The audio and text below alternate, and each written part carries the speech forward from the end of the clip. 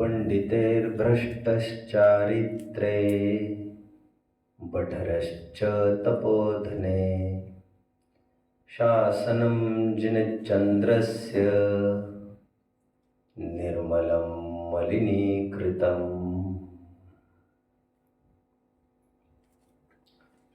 मोक्षार्थियों, चंद्रमा समान उज्जवल और निर्मल यह जिन शासन आखिर मलिन हुआ कैसे, जिसकी व्यापकता कभी पूरब से पश्चिम तक, उत्तर से दक्षिण तक चहुओर हो गई थी, आज क्यों चुल्लू भर रह गए? और चुल्लू भर जीवों को भी जैनत्व का अभिमान क्यों नहीं हो रहा है? इसका उत्तर देते हुए स्वयं आचार्य ये कहते हैं कि दो कारण है। एक तो भ्रष्ट पंडित और एक तो बठर मुनि। दो जन, एक तो भ्रष्ट पंडित। भ्रष्ट पंडित का तात्पर्य ज्ञान में तो प्रवीण है, ज्ञान में आगे है, लेकिन भ्रष्ट है, क्रियाओं में शिथिल है। And on the other hand बठरश्च तपोधने।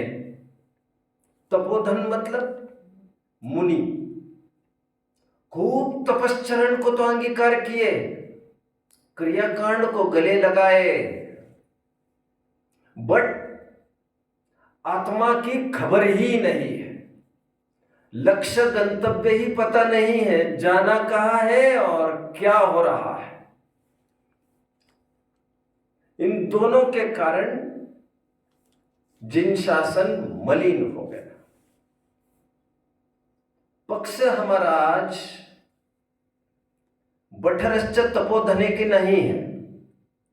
इसकी चिंता, इसकी चर्चा कई प्रवचनों में हो चुकी है, होती रहेगी।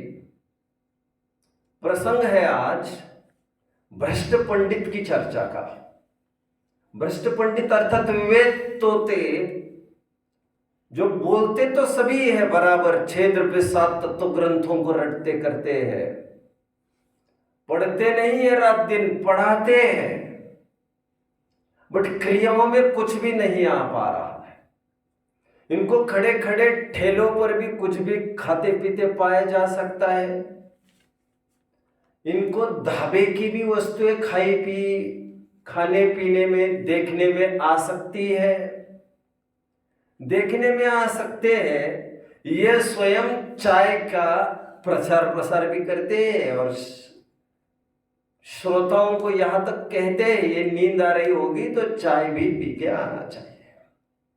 मतलब पाप करके आना चाहिए, बीज तो पाप का बोना चाहिए और फिर उम्मीद करनी चाहिए अभी इसमें से कुछ अच्छा निकल आएगा। और ऐसे पंडितों को इतने उलझे ग्रंथों में, पढ़ने में, पढ़ाने में, एक निश्चय के पक्ष के प्रतिपादन में इनको इतनी भी होश नहीं है कि तुम्हारी लड़कियां मुसलमानों के लड़कों के साथ साथ भागकर चली जा रही है और तुम्हें संस्कार देने की भी कोई होश नहीं पड़ रही है। मैं काफी जनों को देखता हूं तो मुझे कभी कभी वास्तव में इतना दर्द होता है, दुख दर्द होता है कि हम अपनों को भी प्रभावित नहीं कर पाए। कुछ न कुछ कमी तो थी। एनीवे, आज जो चर्चा उठाने जा रहा हूं वो भारी धीर गंभीर चर्चा है। चर्चा के प्रारंभ में चर्चा का विषय वैसे तो हाउ टू ओवरकम स्ट्रेस, खींचतान का क्या समाधान है। उसके पूर्व मैं खींचतान को थोड़ा परिभाषित करता हूं आपको। जैसे दो व्यक्तियों में कुछ झगड़े होते हैं, विरोध होता है, उसी प्रकार कभी कभार हमारे अंदर में भी दो विचारधाराएं खड़ी होती है जो एक दूसरों के साथ निरंतर टकराती रहती है। एक को मस्तिष्क कहा जाए तो दूसरे को विवेक कहा जाएगा, एक को दिल कहा जाए तो एक को दिमाग कहा जाएगा, एक को भावुकता कहा जाएगा तो एक को भावना कहा जाएगा, एक को मोह कहा जाएगा तो एक को ज्ञान कहा जाएगा। ऐसा अंतर्द्वंद्व, ऐसी जुगलबंदी, ऐसा अंतरंग जंग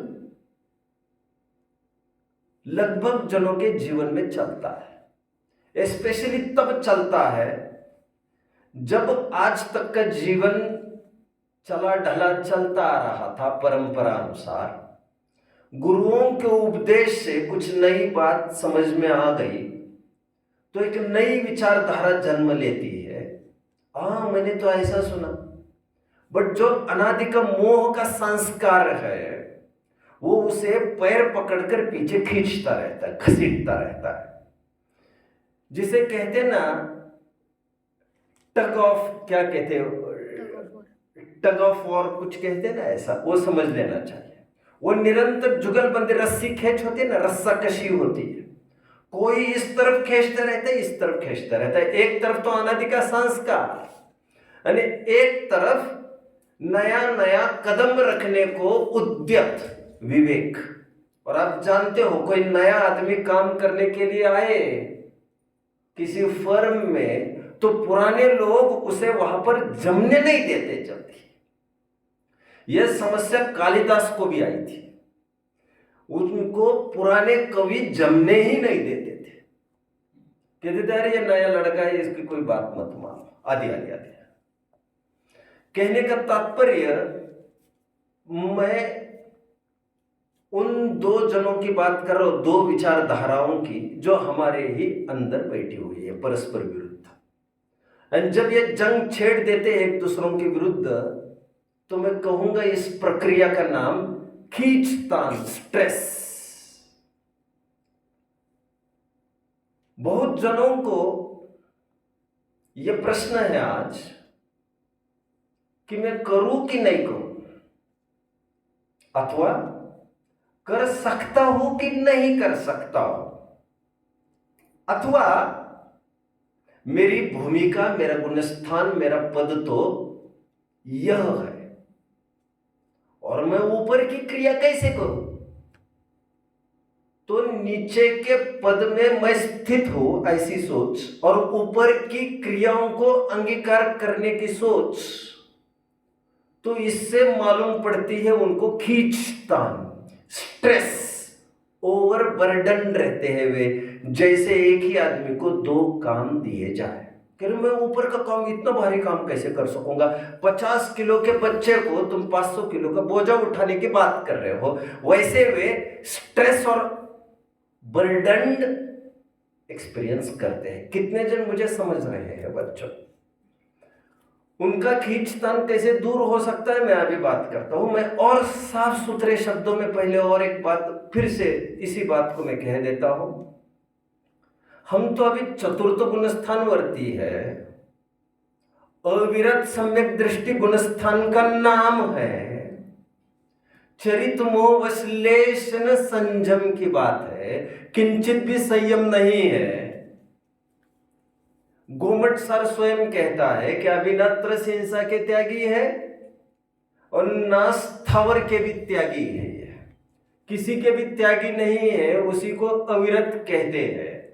और ऐसे में हमें क्यों कहा जा रहा है शुद्ध भोजन पान आदि करना पड़ेगा? क्यों कहा जा रहा है रात्रि भोजन नहीं करना?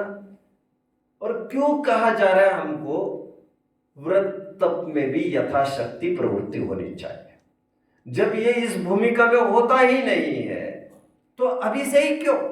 और इस विचारधारा से वे इस इंप्रेशन में आते हैं कि हम ऊपर की क्रिया करेंगे तो कहीं ना कहीं टकराव होगा और फिर बाहर से कहीं ना कहीं किसी न किसी प्रकार से भड़ास निकलेगी, घमंड होगा, कुछ न कुछ होगा। इसे समझने के लिए आज आपके कोर्ट में मैं कुछ घटनाओं को यहां पर पेश करूंगा मुख्य रूप से 3 घटनाओं को मैं आज पेश करूंगा आपके बीच में। एक बार की बात है बच्चों। वैसे टाइटल क्या है, आज के विषय क्या है? खींचतान का समाज। शाबाश बच्चों। खींचतान का क्या अर्थ कहा मैंने? दो अमुक स्ट्रेस। सिंपली एक वर्ड में मैंने परिभाषित किया था। घटना पहली, एक बार की बात है, एक बुजुर्ग मेरे सामने आए और यकायक रोने लग गए। जैसे ही रोने लग गए मेरा दिल पसीज गया और कुछ समझना मुश्किल हो गई, अचानक क्यों रोने लग गए। रोते रोते इतना ही बोले, मैंने कहा क्या हुआ दादाजी, कुछ तो बोलिए कुछ तो बोलिए। तो हाथ जोड़कर इतना ही बोले, अभय दान करिए। मैंने कहा वह तो है ही, अब बोलिए क्या बात है। तो बोलते बोलते वे बोले, मेरी एक पीड़ा है, मैं संकटग्रस्त व्यक्ति हूं, आप मेरे संकट का निवारण करें। मैंने कहा tell me how can I help you, मैं क्या कर सकता हूं आपके लिए बताइए। फिर मेरे घर चलिए। मैंने कहा क्या करूंगा मैं, चलिए। तो घर ले गए। बोले ये मेरी लड़की बहू है, बेड पर बैठी थी, सिर को रुमाल बांधी थी, आंखों में पानी था, मालूम पड़ता है कुछ इनहेलर वगैरह कुछ सूंघा हुआ हो, जो भी कुछ हो। बाल भी बिखरे थे, कपड़े भी थोड़े से अव्यवस्थित हो गए थे। साफ समझ में आ रहा था दुखी है।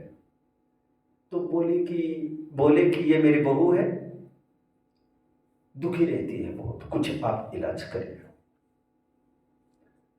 हम पूरे अधिकार आपको सौंप देते हैं, अब पूरे अधिकार से जो आपको ठीक लगे आप उपचार करिए।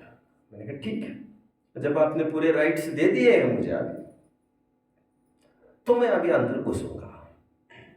विश्वास से ही दिए। मैंने प्रश्न पूछा बहू को, बेटा क्या प्रॉब्लम है? तो उन्होंने कहा कि मैं बहुत दुखी रहती हूं। मैंने कहा क्या कारण है दुख का, मैं जान सकता हूं? वो बोली स्ट्रेस, बड़ी खींचतान होती है मेरे।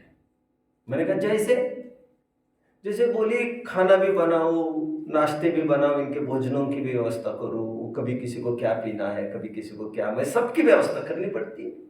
बावजूद इसके झाड़ू पोछा मुझे करना पड़ता है, बावजूद इसके कपड़े धोना, बर्तन मांजना, ये भी मुझे करना पड़ता है। मेहमान आते हैं उनके रख रखाव वो भी मुझे ही करना पड़ता है। सबके कपड़े प्रेस करना, ठिकाने लगाना, ये भी मुझे ही करना पड़ता है। टिफिन यादी सब पैक करो, ये भी सब मुझे करना पड़ता है। मैं क्या क्या करूंगी? बोले सबकी फरमाइशें अलग, मैं नहीं कर सकती। बोले मैं खींचातान में मेरा जीवन दुभर होता जा रहा है, सुबह से लेकर रात तक वही होता रहता है, मैं परेशान हो गई हूं। ठीक है बोले, और बोले मैं अभी चाहती हूं कि घर में कोई काम वाली आए, संभाल ले इस काम को। मैं कुछ काम नहीं कर सकती, बस नहीं कर सकती। जितना बनेगा खुशी से करूंगी, मैं तो नहीं करूंगी। और बोली मेरे मायके में भी ऐसा ही है, काम वाले लगा रखे, वो सब होती है और स्ट्रेस फ्री रहते हैं वे लोग। मैंने कहा ओके। मैंने वैसे ही पूछा उसको कि जो काम वालियां तुम्हारे मायके में लगाई गई है, उन काम वालियों को कभी गौर से देखा है? उनके घर कौन काम वालियां होगी? आपको क्या लग रहा है दर्शन जी? उनके भी होंगे। हाँ? होंगे उनके भी। जो काम करने के लिए तुम्हारे मायके में आती है काम वाली बाई, उसके घर का काम कौन करती होगी? तो जो काम वाली, यहां की भाषा में मोल करी, तो जो तुम्हारे मायके में काम करने के लिए लेडी आती है, वो उसके घर का करके तुम्हारे घर का करती है। दो घर का वो करती है, तुम्हें तो एक ही घर का करना है, फिर वो तो मजबूरी में करती है। मैंने कहा ये मैं कुछ नहीं कहना चाहता, वो मजबूरी में करती है, खुशी से करती है। मैं तो इतना ही कहूंगा उसके चेहरे पर शिकन तो नहीं है। नहीं नहीं, ये कोई बात नहीं, मुझे खींचतान होती है। मैंने कहा आज के लिए इतना ही, फिर कोर्ट जब भरेगा तब आगे का प्रोसीडिंग होगा, अभी सिलसिला जारी रहेगा। मैंने कहा मैं समाधान तक जल्द ही पहुंचूंगा। उस दिन मैं निकल कर चला गया। फिर आतिथ्य के रूप में उन्होंने पूछा, पंडित जी आप ये लेंगे वो लेंगे? मैंने कहा नहीं नहीं कुछ नहीं, बस मैं निकल गया। 3-4 दिन के बाद मुझे लगा आगे के प्रोसेस करना चाहिए।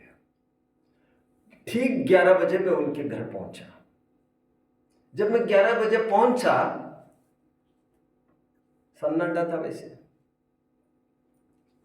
मैंने बुजुर्ग को पूछा जो मुझे लेने आए थे, मैंने उनको पूछा बहू कहाँ गई, क्या बात है? तो उन्होंने कहा वो तो चली गई। मैंने कहा कहाँ? बोले जॉब करने के लिए। ओह आई सी, इसका मतलब जॉब भी करती है। मैंने कहा कहाँ पर है वैसे? बोली यहाँ से 12-15 किलोमीटर पर एक इन्फोसिस है, कंपनी है एक, वहाँ पर वो सॉफ्टवेयर इंजीनियर है और वहाँ पर वो सर्विस देती है। मैंने कहा कब गई है बाय द वे? बोले 10 बजे ड्यूटी चालू होती है, तो यहाँ से तो 8:30 वगैरह बजे ही निकल जाती है, फिर 6 तक ड्यूटी रहती है, तो 7 वगैरह तक आ पाती है। ऐसा ऐसा। ओह ठीक है, मैंने कहा।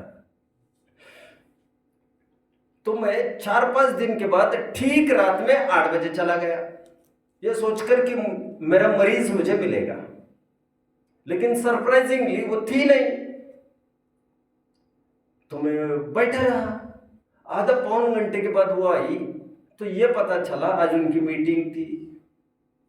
और मीटिंग्स इसलिए जरूरी है, जिन्हें इंसेंटिव्स चाहिए, जिनको ज़्यादा दौड़ना है, जिनको इंक्रीमेंट चाहिए फटाफट, तो उनको ये सब करना पड़ता है। ठीक है, ओके। मैंने कहा कोई बात नहीं, अभी तो आप स्ट्रेस्ड हो, वैसे ही मैं फिर कभी आऊँगा। तो एक सरकारी छुट्टी का प्लान बनाकर मैं वहाँ पर चला गया, तो थोड़ा सा मिलाप हो गया। तो मैंने कहा कि सॉल्यूशन मिल गया है मुझे। तो बोले क्या है सॉल्यूशन? सॉल्यूशन इतना सा ही है, जो खींचतान हो रही है ना आपको, वो इसीलिए हो रही है जो काम जरूरी नहीं है और आपसे अपेक्षा की नहीं गई है, वो काम क्यों करते बैठे हैं आप? नहीं कर रही है तो मैं मेरी इच्छा से कर रही हूं और ये मैं नहीं छोड़ सकती। बोले,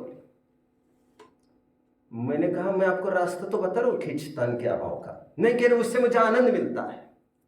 कितने जन मुझे फॉलो कर रहे हैं बच्चों? अभी तक की पूरी स्क्रिप्ट कितने जन समझ रहे हैं? शाबाश शाबाश, आप मेरे साथ आज बने रहना बच्चों, मैं कुछ आज प्रयोग कर रहा हूं। ठीक है बोले। मैंने कहा खींचतान ये है जड़, मैंने कहा रोकी, इसे उखाड़ फेंको।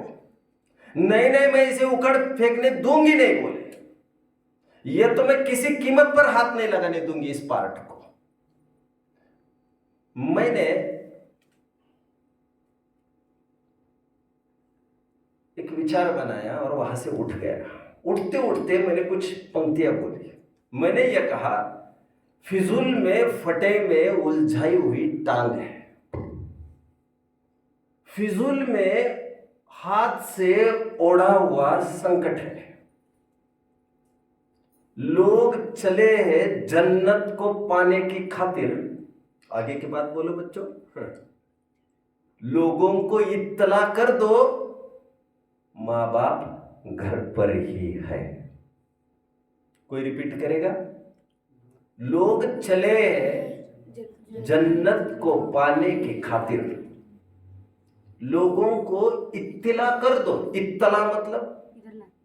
इत्तला मतलब नॉलेज में लाओ, उनको बताओ। लोगों को इत्तला कर दो, माँ बाप घर पर ही है। इसका सीधा अर्थ ये हो गया बच्चों, घर आए नाग न पूजे, वामी पूजन जाए। इसका सीधा अर्थ ये हो गया बच्चों, घर के पूत कुआरे और पड़ोसी के फेरे। इसका कितने जन मुझे फॉलो कर रहे हैं बच्चों? Very good very good. भले आप कहावतें रिपीट नहीं कर पाओ, लेकिन समझ तो सब रहे ना। सिंपल भाषा में मैंने ये कहा उठते समय जो काम अनावश्यक है वो स्वेच्छा से करती हो, इसलिए वो सहज दिखता है। और जो काम अनावश्यक है और वह उसमें इच्छा नहीं वर्तती, इसलिए उसमें खींचतान दिख रही है। यह तो तुम्हें किसी ने एक्सपेक्ट भी नहीं किया है। ससुर जी को कहा छोड़ देगी जॉब तो चलेगा, हम तो कब से कह रहे हैं यही नहीं छोड़ रही है। खींचतान की जड़ और वजह हम तुम्हें बताने की कोशिश कर रहे हैं, लेकिन तुम जानकर भी अंधे और अज्ञानी बन रहे हो, तो तुम्हें कौन समझा सकता है। घटना एक, कितने जन समझ रहे हैं बच्चों? घटना दो की तरफ में बढ़ता हूं। यह तब की बात है जब मैं 8वीं 9वीं में स्कूल में पढ़ता था। मैं स्कूल का अच्छा बच्चा माना जाता था, कई टीचर का मैं चहेता था, और मेरा क्लास में होल्ड भी अच्छा था। टीचर्स पर भी होल्ड था मेरा, तो सभी स्टाफ पर होल्ड था। एक दिन की बात है, हमारे टीचर ये बोले, अमुक लड़का 4 दिन आता है, 10 दिन घर पर बैठता है, फिर 4 दिन आता है, फिर 10 दिन घर बैठता है, महीने में मुश्किल 10 दिन आता है यहाँ पर। बोले उसको कैसे समझाए? एक दिन मुझे ये बोले आपको उसे समझाने जाना चाहिए। मुझे बोले अनुनय विनय करके किसी प्रकार उसको ज्ञान में संलग्न कराइए स्कूल में। मैंने कहा मुझे स्कूल भी पता नहीं, इतना दूर कौन जाएगा, कैसे जाएगा, क्या मेरी भी पढ़ाई आदि आदि। कोई बात नहीं करे, एक दिन हम स्कूल के टाइम में ये व्यवस्था कर देंगे तो जाओगे? मैंने कहा जरूर।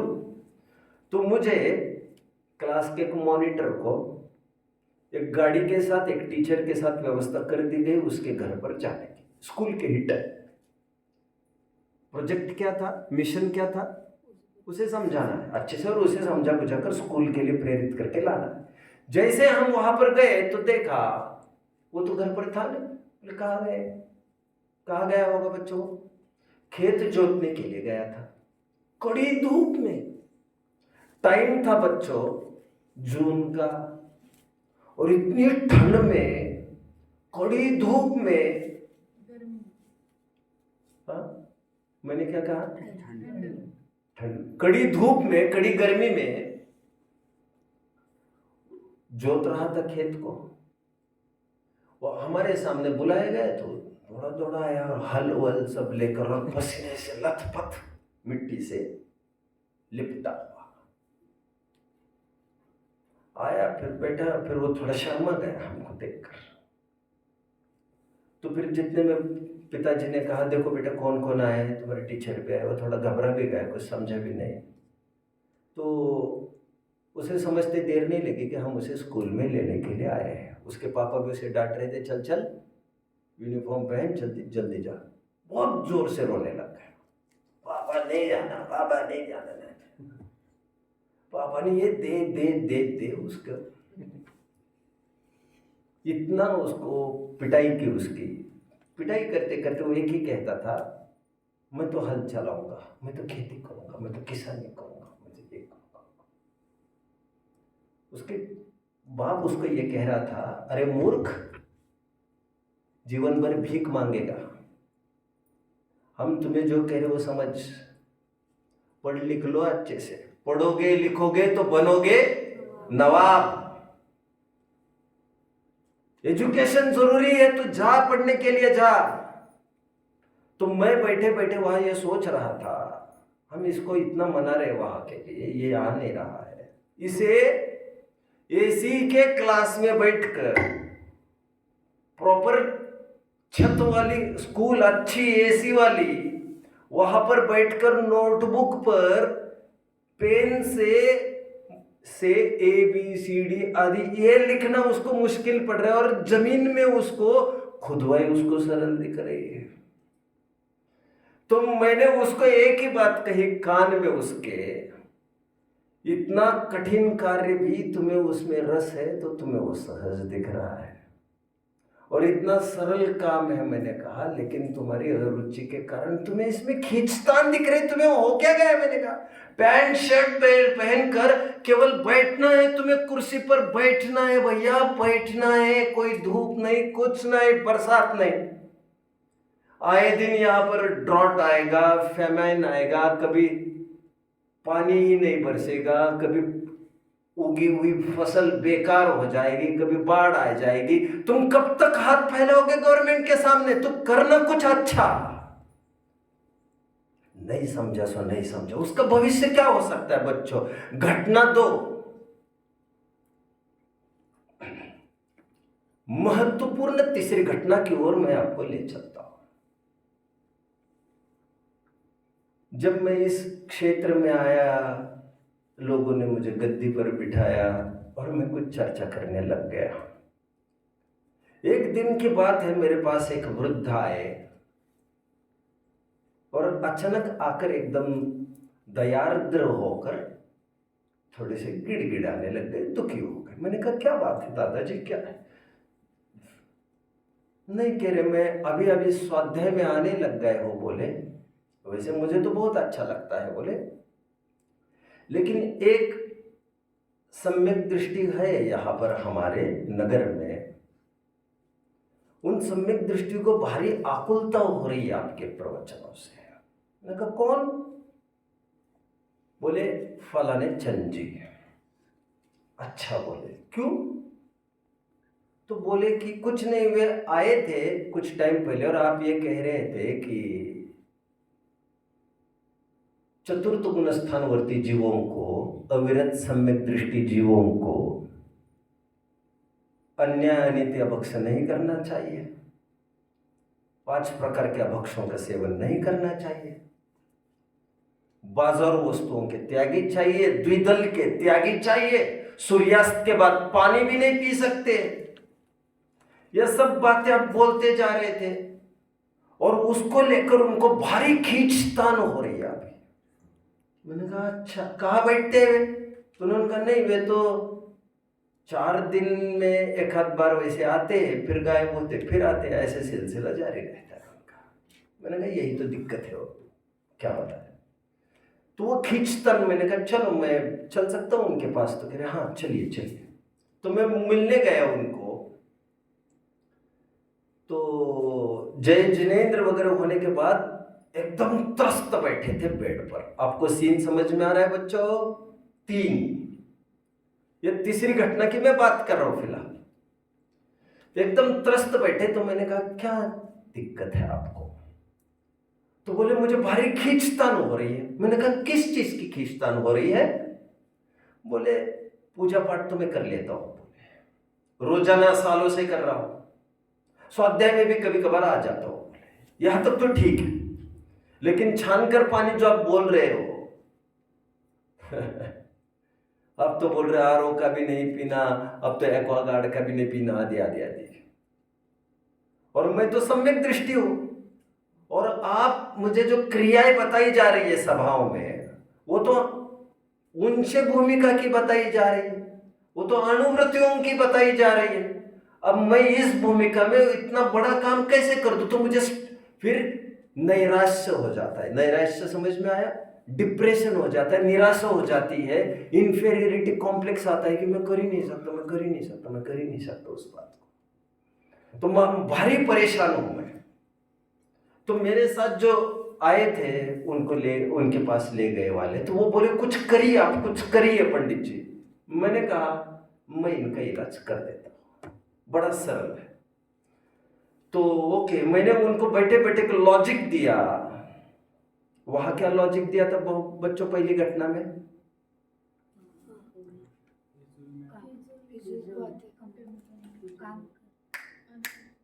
शाबाश, इन्हें 2 पॉइंट दे दो। काम वाली का लॉजिक दे रहा था।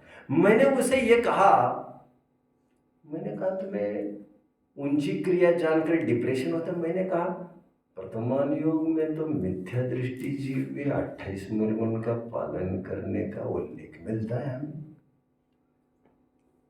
लेकिन बोले वो तो लोभ से करता है। मैंने कहा कहाँ लिखा है ऐसा? लोभ से लिखा है। भय से करता है। मैंने कहा कहाँ लिखा है ऐसा? मैंने कहा टोडरमल जी तो ये कह रहे हैं भय लोभ से यदि करे, छल कपट से यदि करे तो 9वें ग्रेव यज्ञ तक कैसे जाए। मैंने कहा वो मिथ्या दृष्टि इतना करते उसके चेहरे पर शिकन नहीं दिखती यार कभी। अब जानते हो ना बच्चों, खाल भी आकर कोई उधेड़ दे, क्या कहा, और नमक रगड़ दे, जलती सिगड़ी बच्चों, जलती सिगड़ी लाकर सीधे सिर पर रख दे। अरे उठाकर सीधे आग पर रखे, घानी में पेले, घानी में, घानी समझते हो बच्चों, कितने जन समझ रहे हो?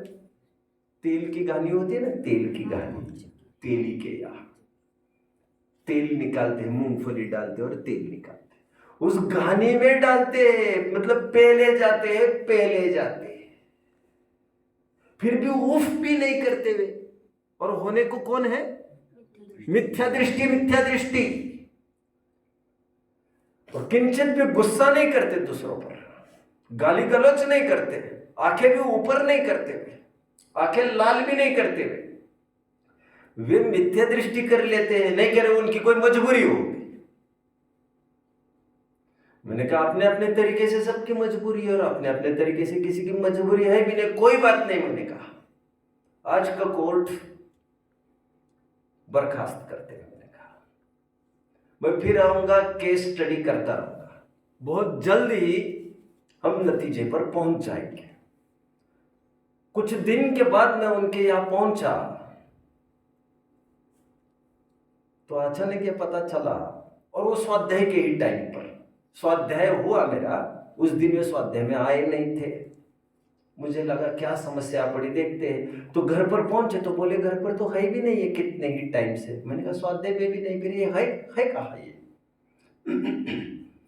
तो वहां के किन्हीं लोगों ने, कर्मचारियों ने ये कहा ये तो धंधे पर गए, अपनी फैक्ट्री पर गए। फैक्ट्री पर गए, इनकी फैक्ट्री भी चलती है, क्या क्या करते हैं? तो बोले ये ठीक है। मैंने कहा ये आएंगे कब? नहीं, बोले अभी शाम तक तो मुश्किल है ये आए। ओ, मैंने कहा ये समस्या है। और शाम तक भी आने पर मैंने कहा शाम तक इतना टाइम जाने पर ठीक है, मैंने कहा शाम को आ जाऊंगा। तो शाम को आए, फिर नहीं आए थे। तो ये पता चला कोई पार्टी आई थी, उनको एंटरटेन कर रहे थे, कस्टमर कोई आए थे, और 2 लड़के घर पर थे, घर पर आए थे, वे टीवी वगैरह देख रहे थे। तो मैं उनका इंतजार करता रहा, वे आ गए। तो आने के बाद मैंने उनको कहा क्यों जी क्या बात है? उन्होंने कहा थक गए, बिजनेस में थोड़ा मैं ये था। इतनी शान शौकती, 10-20 गाड़ियां थी उनके आगे लगी हुई। तो मैंने कहा बीमारी पकड़ी गई। बीमारी क्या बीमारी होगी बच्चों, जरा कोई मुझे बताएगा? अरे वाह वाह वाह वाह, मजा आ गया, मजा आ गया, मजा आ गया, मजा आ गया, मजा आ गया। बोलो। मैंने कहा शाबाश, इन्हें 2 पॉइंट दे दो, चलते 3 पॉइंट दे दो इस बच्चे को। मैंने कहा अब मत जाइए इसको। तो तुरंत दोनों लड़के मेरे पक्ष में आ गए। धर्म से कोई उनका वास्ता नहीं था, धर्म की कोई लगन नहीं थी, लेकिन मैंने कहा ही था बस कि आपको क्या लेना देना है अभी लड़कों के बिजनेस में। जितने में दोनों लड़के आकर मेरे सपोर्ट में खड़े हो गए और बोले हम कितने बार कहते पापा को मत आया करो, मत आया करो। बोले कुछ नहीं फर्क पड़ने वाला था, बोले वो कस्टमर कल आ जाता। तो वो कहने लग गए, अविरत सम्यक दृष्टि जी, वे कहने लग गए इनको क्या है, बोले कस्टमर को संभाल कर रखना पड़ता है, ये क्या जाने, बोले इनको बना बनाया मिला है सब। मैंने कहा चोर पकड़ा तो गया है आज। मैंने कहा जो काम आपको आवश्यक दिखता है वो कठिन होने पर भी आपको सहजता मालूम पड़ रही है उसमें, और जो अनावश्यक काम है, जो आवश्यक काम है, उस आवश्यक में आपको इच्छा नहीं होने के कारण उसमें आपको खींचता नजर आ रही है। क्रियाकांडी आप हो नहीं, ये बात नहीं है, लेकिन आप पाप के क्रियाकांडी हो, पुण्य के नहीं। और क्रियाकांड 2 में ही हो सकता है बच्चों। कितने में हो सकता है क्रियाकांड? 2 में। शरीर की एक्टिविटीज 2 कामों, 2 बातों में हो सकती है, एक तो पाप में और एक तो पुण्य में।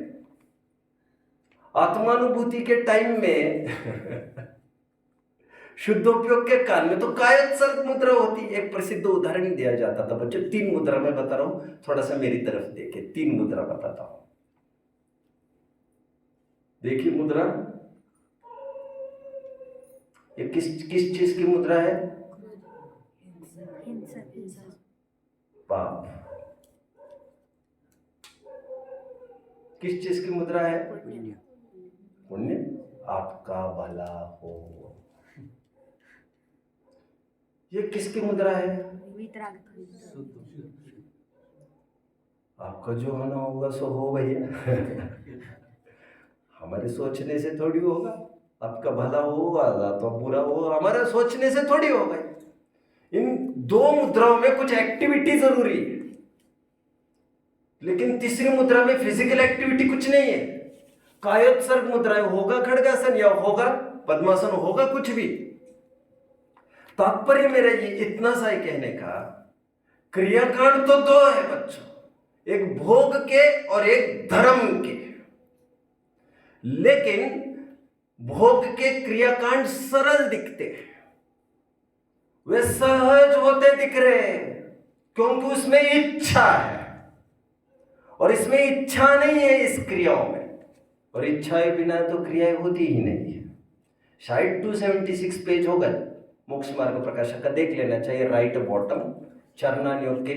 चलो आप खोल रहे तो मैं तुरंत बता ही देता हूं। टोडरमल जी लिखते हैं, छद्मस्त अवस्था में शरीर की क्रियाएं परिणाम के बिना हो ही नहीं सकती। देखो मुझे मिला तो दिखाता हूं फटाफट।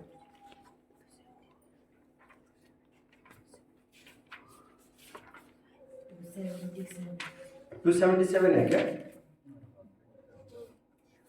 नहीं सॉरी, इट्स नॉट 277। अब एक काम करें बच्चों, इसको चलिए 290 पर चलिए, 291 प्लीज, 291 बॉटम, जल्दी जल्दी फटाफट। कितने जन पहुंचे यहां तक? शाबाश शाबाश शाबाश, 291। अब देखिए क्या कहते हैं यहां पर, आत्म परिणामों के और बाह्य प्रवृत्ति के निमित्त नैमित्तिक संबंध है। मिल रहा है बच्चों? निमित्त नैमित्तिक संबंध है। जैसे गुस्सा अंदर आया तो आंखें, बोलिए बच्चों, लाल होगी। शाबाश शाबाश, मजा आ गया। तथा कितने जीव कहते ऊपर ऊपर से, चरणान्योग में बाह्य व्रत आदि साधन का उपदेश है, सो इनमें कुछ सिद्धि नहीं है। कुछ लोग कहते इससे क्या होगा? अपने परिणाम निर्मल होना चाहिए बस। उससे कहते हैं आत्म परिणामों के और बाह्य प्रवृत्ति के निमित्त नैमित्तिक संबंध है, क्योंकि छद्मस्त के क्रियाएं परिणाम पूर्वक होती है। कदाचित बिना परिणाम कोई क्रिया होती है सो परवशता से होती है।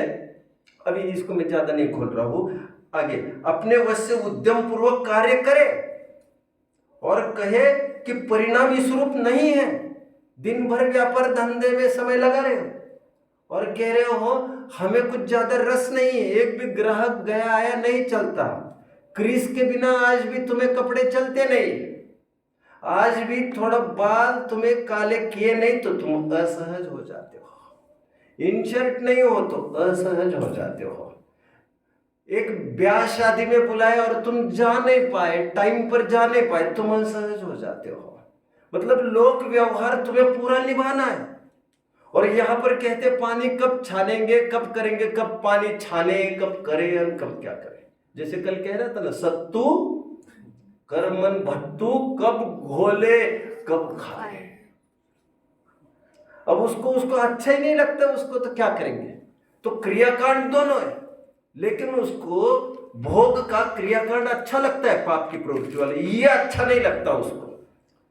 देखिए, और बाह्य क्रिया है तो जैसा परिणाम है वैसा होगा, तो समझ में आता है उसका इंक्लिनेशन पाप की तरफ है, पुण्य की तरफ नहीं। क्योंकि शुद्धता के अलावा शुद्ध भाव जब तक नहीं होगा तब तक या तो पुण्य होगा या तो पाप होगा, 3 ही तो परिणाम होते हैं। टोडरमल जी की भाषा में तो खान पान ये पढ़ लेना चाहिए बच्चों। अभी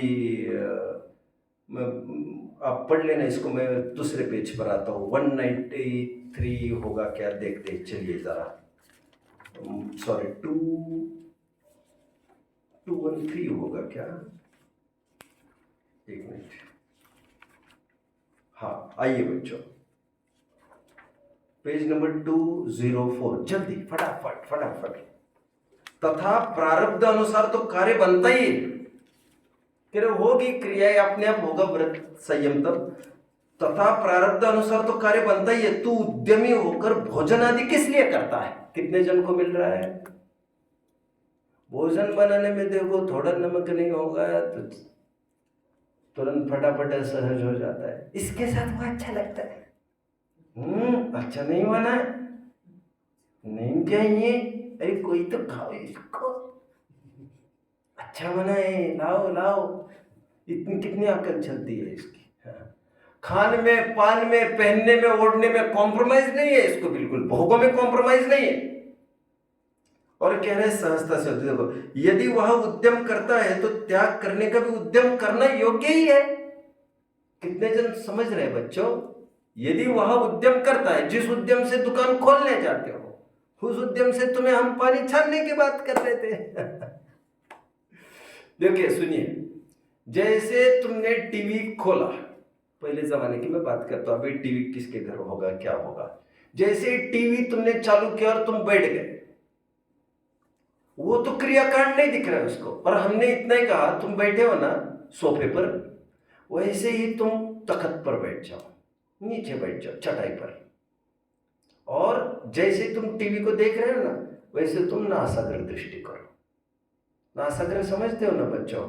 नासाग्र दृष्टि मतलब नाक के अग्रभाग की तरफ अपने आप वो दृष्टि हो जाती है, करनी नहीं पड़ती है, उसे कहते हैं नासाग्र दृष्टि।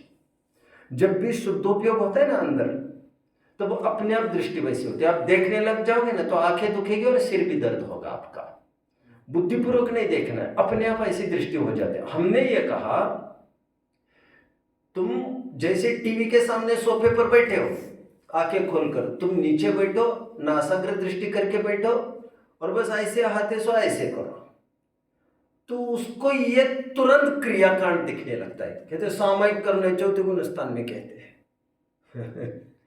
मतलब वैसे ही हमने इतना ही कहा, आंखें बंद करके बैठे तो क्रियाकांड ही हो गए, और तुम अभी टीवी देख रहे हो तो क्रियाकांड इसमें नहीं दिख रहा है तुमको।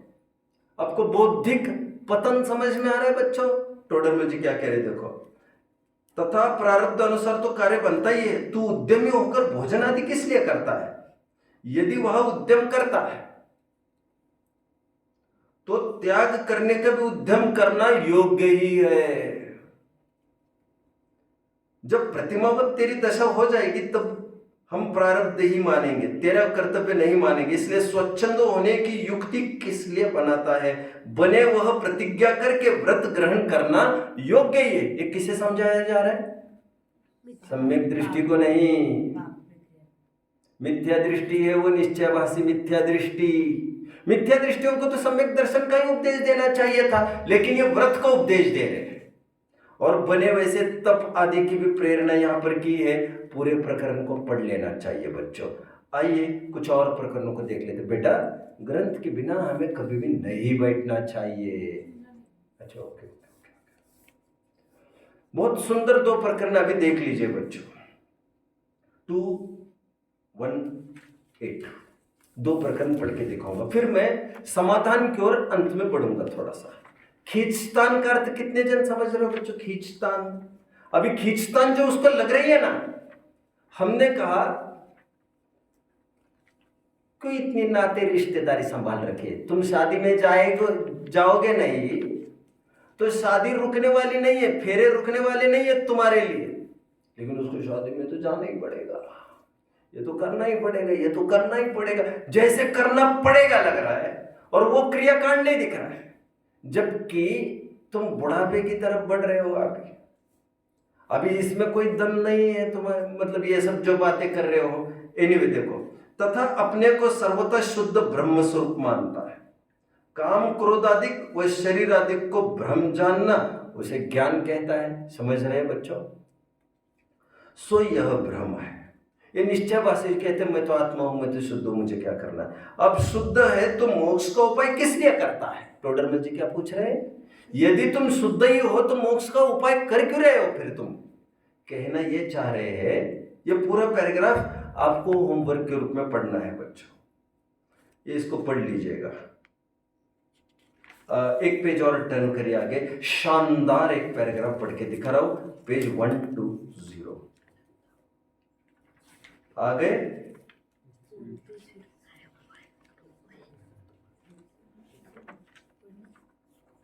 120 मिल गया? एक पेज टर्न करना, मिल गया ना? कितने जन को मिल गया? हाथ ऊपर करिए जरा, देखिए। इसी प्रकार अन्य मोक्ष मार्ग रूप भावों की अन्यथा कल्पना करते हैं। मिला? देखो, तथा ऐसी कल्पना से कुशल सेवन करते हैं, अभक्ष भक्षण करते हैं। वैसे सांख्य वेदांतों का खंडन चल रहा है, लेकिन ये मिलती जुलती बात है। वर्णादि भेद नहीं करते, दीन क्रिया आचरते हैं, इत्यादि विपरीत प्रवृत्ति है। जब कोई पूछे तब कहते यह तो शरीर का धर्म है। क्या कहते हैं? ये तो शरीर की क्रिया, हम क्या करें इसमें? अथवा जैसा प्रारब्ध है, जैसा प्रारब्ध भाग्य है वैसा होता है, इसमें हम क्या करें शरीर की एक्टिविटीज को आदि को। अथवा जैसी ईश्वर की इच्छा होती है वैसा होता है, हमको तो विकल्प नहीं करना।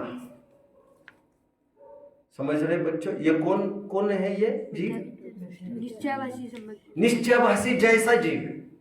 निश्चयभाषी जैन का भेद है, जिनेंद्र भगवान को मानता है बट फिर भी भटका है। बट ये लोग सांख्य वेदांत के लोग हैं।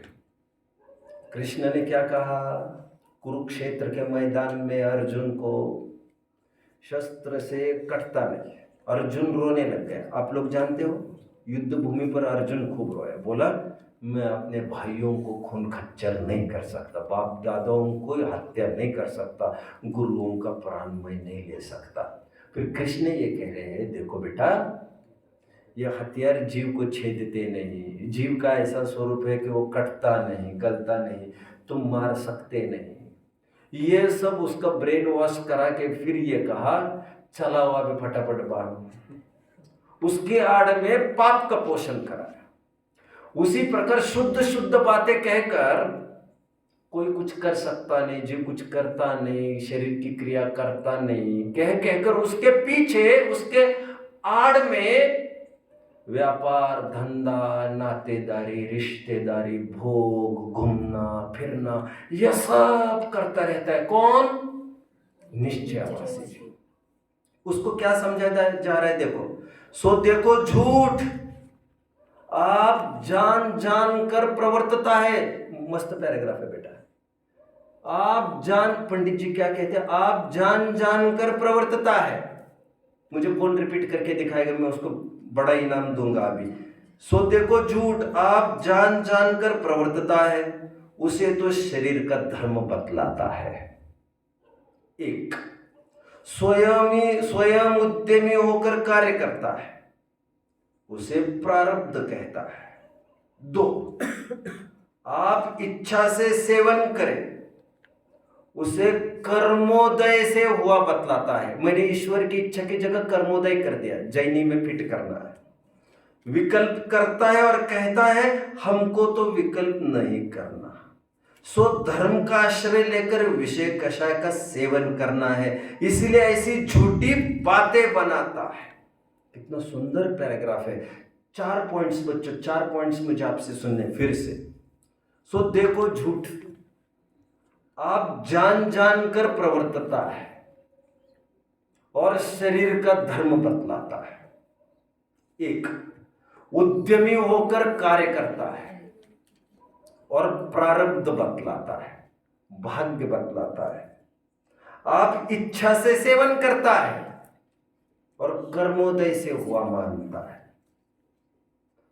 विकल्प करता है और कहता है हमको तो विकल्प नहीं करना। 4, निष्कर्ष, सो धर्म का आश्रय लेकर विषय कषाय का सेवन करना है, इसलिए ऐसी झूठी बातें बनाता है। यदि अपने परिणाम किंचित भी न मिलाए तो हम उसका कर्तव्य न माने। आगे की बात पढ़ लेना चाहिए, होमवर्क। 4 बातें कौन रिपीट करेगा? वाह वाह वाह वाह वाह। पहली चोट में मुझे भरोसा है आपको भरोसा नहीं लग रहा है मुझे, हाथ आपका, आप बोलिए, बोलिए प्लीज बोलिए। हाँ, आप जानकर शारीरिक सो देखो झूठ। हाँ, आप जान जानकर, शरीर की क्रिया बताता है, शरीर का धर्म बताता आप जान, बोलो। सो आप जान जानकर शरीर के धर्म मानता है। अब जान जानकर विषयों में प्रवर्तता है। मैं और इजी कर रहा हूं। आप सो देखो झूठ, आप जान जानकर तो विषयों में प्रवर्तता है, उसे शरीर का धर्म बतलाता है। एक। दो, उद्यमी होकर कार्य करता है, उसे प्रारब्ध और भाग्य कहता है। दो। तीन, आपके विषय सेवन करके कर्मोदय मानता है। स्वयं परिणाम पूर्वक, क्या लिखा है, आप इच्छा से विषय सेवन करता है और उसे कर्मोदय अनुसार होना मानता है। तीन। चार, विकल्प करता है और कहता है विकल्प नहीं करना। सो पंडित जी कंक्लूजन, सो धर्म का आश्रय लेकर विषय का सेवन करना है इसको। 4 पॉइंट्स कौन रिपीट करेगा अच्छे से, बोलिए। आप जान जानकर विषयों में प्रवर्तता है, थोड़ी आवाज ऊंची रखो भाई, माइक है क्या यहाँ पर, तो मजा आ जाता। हाँ, शरीर का धर्म मानता है और विषयों में सेवन करके कर्मोदय बतलाता है और फिर और कहता है हमको नहीं करना चाहिए। चलिए बोलिए। हाँ, आप जान जानकर शरीर का धर्म बतलाता है, विषयों में प्रवर्तन करता है, उसे तो शरीर का धर्म बतलाता है। एक। दो, उद्यमी होकर कार्य करता है, भोग करता है, उसे प्रारब्ध भाग्य कहता है। दो। तीन, विकल्प करता है और कहता है रॉन्ग। अपनी इच्छा से विषय सेवन करता है, उसे कर्मोदय जनित हुआ मानता है। तीन। चार, खूब विकल्प करता है और कहता है मुझे विकल्प नहीं करना। सो धर्म का आश्रय लेकर इसे विषय सेवन करना है, पंडित जी कहते हैं। मैं सॉल्यूशन बताने के लिए 10 मिनट चाहिए, फिर से एक बार प्लीज रिपीट करिए बिना देखे। शाबाश, गो अहेड। सो देखे झूठ, आप जान जानकर विषयों में प्रवृत्त होकर शरीर का धर्म मानता है। एक। और उद्यमी होकर कार्य को प्रारब्ध और भाग्य कहता है। उद्यमी होकर विषयों में प्रवर्तता है और उसे प्रारब्ध भाग्य कहता है। दो। तीन, अपनी इच्छा से विकल्प करता है और इच्छा से विषय सेवन करता है, उसे कर्मोदय से हुआ मानता है। चार, विकल्प करता है दुनिया भर के, कहता है हमको तो विकल्प नहीं करना। सो धर्म का आश्रय लेकर विषय सेवन करना है। सो देखो झूठ। 4 बातें रिपीट करोगे, रिपीट करोगे? व्हाट इज हैपनिंग, बोलो। सो देखो झूठ, आप हाँ मुक्ति बेटा बोलो। हाँ,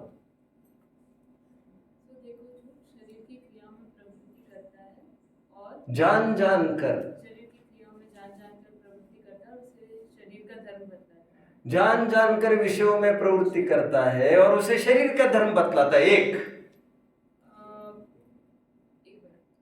उद्यमी होकर विषयों में प्रवृत्ति करता है, और उसे प्रारब्ध भाग्य कहता है। दो। तीन, इच्छा से विषय का सेवन करता है, उसे कर्मोदय जनित हुआ मानता है। तीन। चार, विकल्प करता है, कहता है हमें विकल्प नहीं करना। निष्कर्ष, सो धर्म का आश्रय लेकर विषय का सेवन करना है। घटना नंबर 3 मैंने बताई थी, खींचतान उसको क्रियाकांड, शुद्ध भोजन करना क्रियाकांड दिख रहा है। 10 आइटम बना सकता है आदमी भोजन के लिए, 10 आइटम, लेकिन हमने कहा 2 आइटम शुद्ध तरीके से बनाओ तो उसको भारी दिखता है। कौन खिलाए कहते शुद्ध खान पान वाले को, वो नहीं जम सकता। और बिना कहे भोगियों को बुलाता है, मिठाई भी बनाता है, नमकीन भी बनाता है, सलाद भी बनाता है, दुनिया की बातें बनाता है, और केवल दाल रोटी नहीं खिला सकता योगी को, सदाचारी को। यह फैक्ट है बच्चों, फैक्ट। एनीवे, चलिए अब मैं आपको कुछ सॉल्यूशन बताता हूं। तो सॉल्यूशन क्या है इसका, समाधान क्या है इस खींचतान का? वैसे बीच में मैं एक बात बता चुका हूं बच्चों, मैं बता चुका हूं, माइंडसेट ठीक होना चाहिए। उसके लिए माइंडसेट, एक तो अपना कार्य करने में इसे बड़ा हर्ष है। व्यापार धंधा हमारा कार्य नहीं है, वो किसी प्रकार साधक नहीं है हमारे शुद्ध भाव में, बट व्रत तप आदि कथनचित साधक है। ये शुभ भाव कथनचित साधक है शुद्ध भाव में। एक तो ये माइंडसेट होना चाहिए। आवश्यक कार्य एक बार तय हो जाए, इच्छा रुचि हो जाए, तब अपने आप उसमें सहजता भाषित होने लग जाए। गरज दिखे तो सहजता आ जाए। अब दूसरी इंपॉर्टेंट बात मैं कहूंगा बच्चों, न एक सिद्धांत की मैं बात करता हूं। 1952 तक एक वर्ल्ड रिकॉर्ड था बच्चों, जिसमें रनिंग रेस का एक वर्ल्ड रिकॉर्ड था। 1 मील दौड़ने के लिए आज तक कोई भी 4 मिनट के पहले दौड़ नहीं पाया था। हजारों वर्ष बीत गए थे, एक भी रिकॉर्ड ऐसा नहीं था कि कोई 4 मिनट के पहले ये दौड़ पूरी कर पाया है 1 मील की। और उसके पीछे कई जनों ने कई थ्योरीज लॉन्च की थी, साइंटिस्ट ने, स्पोर्ट्स के स्पेशलिस्ट ने। उनका, डॉक्टर्स का ये कहना था, हम इससे तेज रफ्तार से दौड़ेंगे तो लंग्स खराब हो जाएंगे।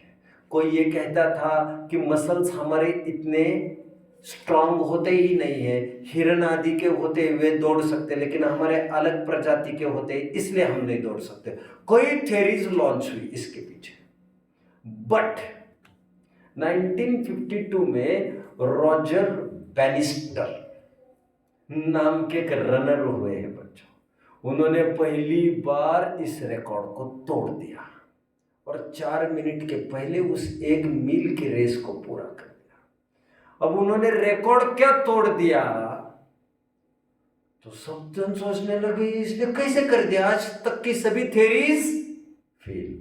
तो आपको सुनकर आश्चर्य होगा बच्चों, उसी साल 27 जनों ने रिकॉर्ड तोड़ दिया। कितने? 1000 वर्ष में एक जन ने भी नहीं तोड़ा। ऐसा क्या हुआ 27 जनों ने रिकॉर्ड तोड़ा? और आगामी साल में 1953 में आपको सुनकर आश्चर्य होगा पारस जी, कितने जनों ने? 215 जनों ने रिकॉर्ड तोड़ दिया। ऐसा क्यों हो गया? एक आदमी ने चालू किया। अरे ये हो सकता है। प्रवचन सार में आचार्य एक जगह ये कहते, ये मोक्ष मार्ग के प्रणेता हम खड़े। अरे यार तुम क्या कहते हो, पंचम काल में मुनि नहीं बन सकते? हमको देखो, हमको। तुम क्या, किसने बताया तुमको नहीं हो सकते? ये हम खड़े, सब हो सकता है। अभी एक नजीर मिलना सामने जरूरी है। अभागों के सामने कोई नजीर ही नहीं कि ये हो सकता है, लेकिन भाग्यशाली जीवों के सामने वो नजीर है कि ये हो सकता है, और उसके बल पर वे कर लेते हैं। This is all about mindset. निष्कर्ष कोई बताएगा बच्चों? जिस दिन हम ये समझने लग जाएंगे अविरत सम्यक्त्व रूप चौथे गुणस्थान में ये क्रिया अपने आप पलती है, तो ये पलने लग जाएगी। लेकिन जब तक माइंडसेट है ये तो ऊपर की भूमिका में पलती है, तब तक कदापि नहीं पलेगी। एक बार ये माइंडसेट बनाए कि अविरत सम्यक तो हालत में ही शुद्ध भोजन पान हुआ करता है। लेकिन कोई ये कहेगा लेकिन ऐसा माइंडसेट जबरदस्ती से कैसे बना ले? जबरदस्ती से थोड़ी ना कह रहे, हम प्रूव तो कर रहे हैं। सम्यक्त की व्यवहार पात्रता के जिज्ञासा समाधान के 2 प्रवचनों में हम ऑलरेडी प्रूव करके आए। मैंने आपको कह दिया है, मांस सेवन का त्याग कहां पर होता है बच्चों? हाँ, कहा? 5वें में। लेकिन हम प्रयोग कहां कर रहे हैं? पहले में, चौथे में कर रहे हैं, राइट? और किस कदर का करते हैं? किस कीमत पर आप मांस नहीं खाएंगे? किस कीमत पर? मरने की कीमत पर भी आप करेंगे कि नहीं? खाएंगे। मुर्गी बकरी वगैरह खानी है आपको, कोई फ्री दे तो छिप छिप के। सपने में कितने जन ने आज तक मांस मछली खाई है? मछली कितने जन ने खाई सपने में? और मैं आपको लिख कर देता हूं बच्चों, अब सपने में भी कभी ऐसा सपना नहीं देखेंगे। क्यों? क्योंकि आप सोच नहीं सकते करने का, समझ रहे? जबकि मांस का त्याग 5वें में होता है। तो जी उसी प्रकार शुद्ध भोजन निरतिचार रूप से भले ही 5वें में होता है, लेकिन उसका प्रयोग कहां होगा? 4थे में होगा। और कितने स्तर पर होगा? उतने स्तर पर जितने स्तर पर आप 4थे में और पहले में मांस का न होना मानते हैं। जितनी दृढ़ता से आप मानते सप्तव्यसन नहीं होने चाहिए अभी, उतनी ही दृढ़ता से शुद्ध भोजन होगा अभी। जबकि टेक्निकली कर्णन योग से यह सब 5वें गुण स्थान में होता है। कितने जन समझ रहे हैं मुझे? This is all about mindset. Mindset बच्चों, अभी कोई कहते गरीब है हम तो, अरे वो चांडल कोई कम गरीब था क्या? और कोई बहुत अमीरी में, सेठ सुदर्शन कोई कम अमीर था क्या? हुआ कि नहीं? उनसे पला कि नहीं? बच्चों मैं एक आध 2 घटना बताता हूँ। टाइम तो वैसे हो गया है, 1 मिनट ऊपर हुआ है, लेकिन प्रकरण आया है मैं तो ले लेता हूँ, और 5-7 मिनट लग सकते हैं मुझे। पवन जी एक व्यक्ति हुए हैं मंगलायतन के। आपका भाग्य तो नहीं है उनको देखने का।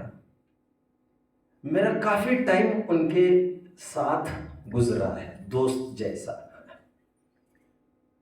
मैंने मेरे आंखों से देखा है बच्चों, उनका रुतबा इस कदर का था, उनको मिलने के लिए 20-20, 25-25 पुलिस की जीप्स, बड़ी बड़ी गाड़ियां आ जाती थी, इतने अधिकारी आते थे। मैंने आंखों से देखा है लाइन में खड़े रहकर डिस्ट्रिक्ट के, स्टेट के एसपी, डीएसपी, कौन पूछता है, कमिश्नर कमिश्नर, लाइन से पैर छूते थे और शांति से बैठे रहते थे वे। उनका काफी टाइम पहले पॉलिटिक्स के इर्द गिर्द में गुजरा, सीएम पीएम भी उनके खास नजदीक के रहे, ये तो बहुत होल्ड रहा। मुझे आज भी याद आता है बच्चों, जब मेरा उनका सहयोग विशेष बना तो मैं थोड़ा उनको कहा कि घी अठपहरा लेते हैं, तो अठपहरा घी क्या होता है? अच्छा, फटाफट घंटी बजाते थे, बहुत शान शौकत वाले थे। घंटी बजाई, 2-3 नौकर खड़े, तो बोलते थे कल से घर में बता दो, कल से मैं अठपहरा घी ही खाऊंगा। फटाफट चेंज कर लेते थे। मुझे याद आता है एक बार ऐसे बहुत बड़े अधिकारी आए उनके पास और उन्होंने सूर्यास्त के बाद नाश्ता वगैरह मंगाया। भाग्य से उन्होंने मुझे भी बुला लिया था। उनको बड़ा राग होता तो कोई भी बड़ा व्यक्ति आए मिलाप करा देते थे। मैं ये क्यों कह रहा हूं समझिए आप, किस स्तर का आदमी, लेकिन माइंडसेट। एक दिन मैंने ये कहा उनको, अपने जाने का समय आ गया जी, अभी इन बड़ों बड़ों की खातिरी के पीछे हम अपनी दुर्गति की का गड्ढा क्यों खोद रहे हैं? हम इनके पीछे रात्रि भोजन की अनुमोदना क्यों दे रहे? भोजन मतलब वो सुखी सुखी ही चीजें देते थे। एक बार क्या कह दिया, फटाफट घंटी बजाई। आशा देवी उनकी श्रीमती जी का नाम था उनके, फटाफट बुलाते थे उनको, कहते थे कल से मैं एंटरटेन नहीं करूंगा किसी भी गेस्ट को, सूर्यास्त के बाद आए तो मैं पानी तक का मैं उनको ऑफर नहीं करूंगा, अंदर तक सबको सूचना करके रख। उनको थोड़ी भी कभी बात बताता ना। एक बार मुझे वो बोला उन्होंने, विदेश से मेरे लिए 5 जैकेट आए हैं, ऐसे बोले, ठंड के। 5 जैकेट? मैंने कहा आपको कितना रहना है? 5 जैकेट का आप क्या करेंगे? एक जैकेट में तो आदमी जीवन निकाल देता है। बड़े मतलब बहुत ही अमीर व्यक्ति है ना, वे तो करोड़ों के मालिक है, उनको तो क्या है, मतलब इंडस्ट्रियलिस्ट है बहुत बड़े, 7, 8, 10, 20 फैक्ट्रीज है उनकी अकेले की, और एकदम गरीबी में से खड़े हुए वाले हैं। कभी पत्रकार रहे बच्चों, रोजाना एडिटोरियल लिखना, 10-20 अखबार को पढ़े बिना दिन नहीं जाने वाला आदमी। एक दिन मैंने कुतूहल से उनको बोल दिया, इन खबरों से हमारा क्या निकलेगा? सेम डे से उन्होंने फटाफट घंटी बोला, आज के बाद यहां पर अखबार नहीं आएगा। लिटरली बच्चों, आपको सुनकर ताज्जुब होगा, अखबार बंद, उसी दिन से टीवी पर बंद। मतलब कितना चेंज हो सकता है एक माइंडसेट की मैं बात कर रहा हूं, माइंडसेट। वो मुझे कई दफे ये कहते थे, मुझे आप जैसा कोई संग मिला नहीं, आप मुझे बताते जाइए मैं कहाँ चूक रहा हूं, देखना मेरे मोक्ष मार्ग में कोई स्खलन ना हो पाए। उनको कहा नहीं और उन्होंने जीवन में उसको इंप्लीमेंट किया। इतना धड़ाधड़ पुरुषार्थ मैंने कभी नहीं देखा किसी का।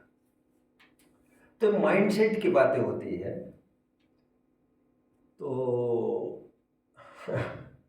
मुझे कहना नहीं चाहिए, अभी नाम भी नहीं बोलूँगा। खैर, मैं अभी शिविर में भी जहाँ जाना बना ना आप लोगों का बच्चों, कौन सा शिविर था? संस्कार शिविर था, नाम भी नहीं लेना चाहता पूरा। कौन सा? संस्कार शिविर, बाल संस्कार शिविर। कितने बच्चे आए थे? 400। और संस्कार के नाम पर क्या परोसा जा रहा है? रात्रि में खिलाना पिलाना परोसा जा रहा है। हम अधिकारी हैं क्या? और कम से कम जो संस्कार के प्लेटफॉर्म है, मतलब साल भर हम यहाँ पर संस्कार करते हैं और वहां जाकर कुसंस्कार करेंगे। मेरे सामने सहजता में बात आई। वैसे मैं कोई अधिकारी नहीं हूँ, एडमिनिस्ट्रेशन नहीं हूँ, एडमिनिस्ट्रेटर नहीं हूँ मैं। कोई रात्रि भी भोजन करे, कुछ भी करे, मेरा कोई संबंध नहीं, मेरा कुछ दिल नहीं पसीजेगा। मैं मेरे परिणामों का करता हूँ, मुझे मेरा ध्यान रखना है, इतना ही मैं समझता हूँ। और जो मेरे संपर्क में आए हैं उनको सलाह देता हूँ, सलाह, और वो भी संपर्क में तुम आए हो इसीलिए। तो सहजता में मेरे पास बात आई, और सहजता में जैसे आदित्य भैया आपके, वे भी मेरे विद्यार्थी हैं। तो उन्होंने सहजता में मुझे कुछ पूछने के लिए नहीं, सहजता में कहा हम इंदौर जा रहे हैं। तब मुझे, मैंने कहा क्यों? तो बोले इस शिविर है ऐसा ऐसा। तो बोले कि बच्चों का देखते हैं क्या होता है, बैठने का, नीचे बैठकर भोजन आदि करने का। मैंने कहा क्यों, क्या दिक्कत है? मैंने कहा गलत। अच्छा, मैं कुछ बोलने नहीं वाला था क्योंकि मुझे पूछ नहीं रहे थे, वे कह रहे थे।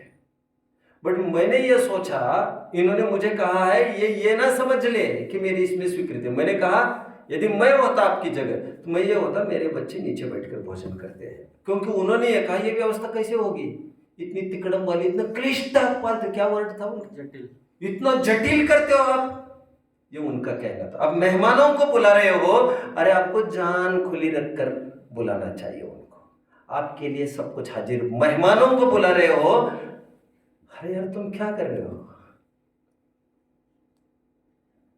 इतना जटिल आचरण करा रहे हो।